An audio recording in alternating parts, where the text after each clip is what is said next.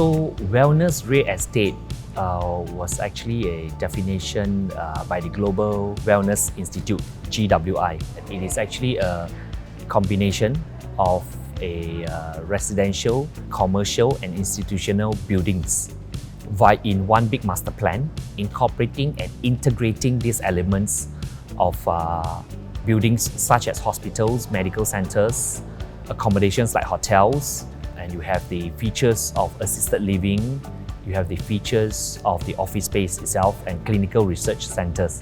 So these are all into one master plan, one single geographical area defined as a wellness real estate.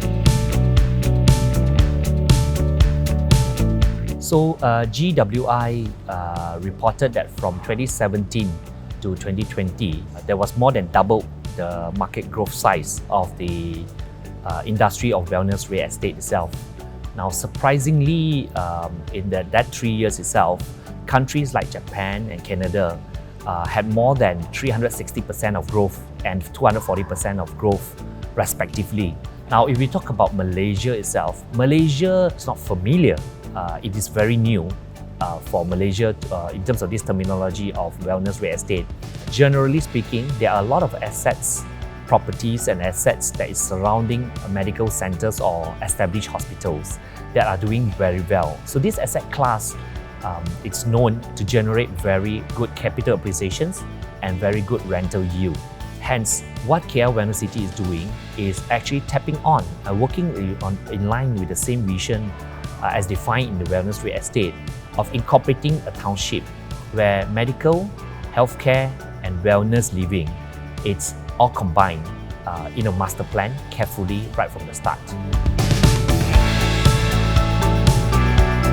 Within the KL Wellness City, we have a building that's called the Nobel Healthcare Park. The Nobel Healthcare Park has 3 towers of building. It has 4 components, 4 types of suites.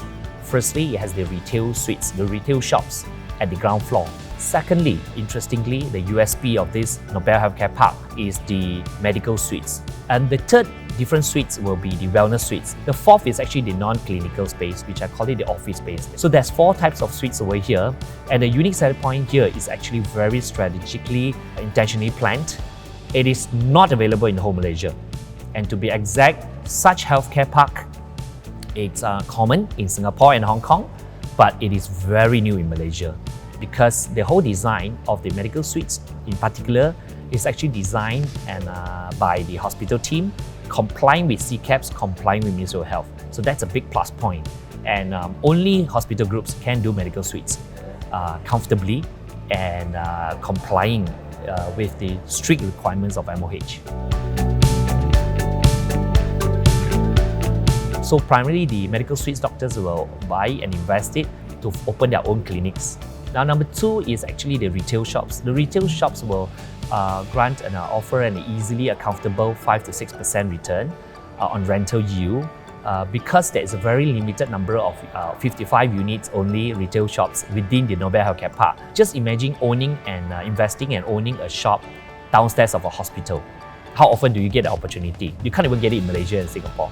And then thirdly, the wellness suites itself, in our conservative projection, operating it on a short-term stay Airbnb status, wellness suite should generate a double-digit return to the investors where they can choose to operate the Airbnb themselves, or they can appoint any Airbnb company, or the third choice will be actually passing on and nominating KL Wellness City hospitality team to manage the Airbnb short-term stay for them.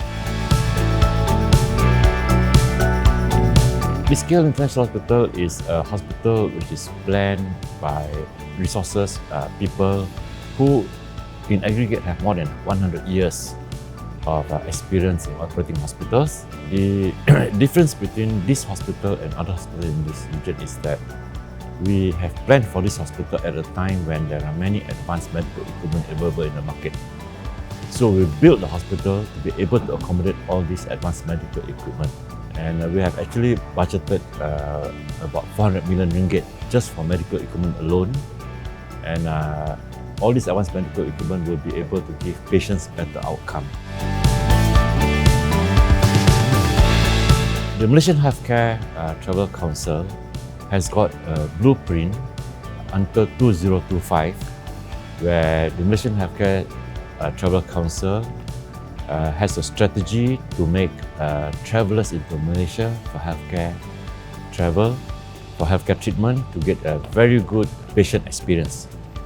And we are going to open our hospital in 2026, just upon the completion of the blueprint of the Malaysian Healthcare Travel Council. So we will be having this fantastic opportunity to reap from the efforts of the MHTC, where we expect many more patients coming to Malaysia for medical treatment.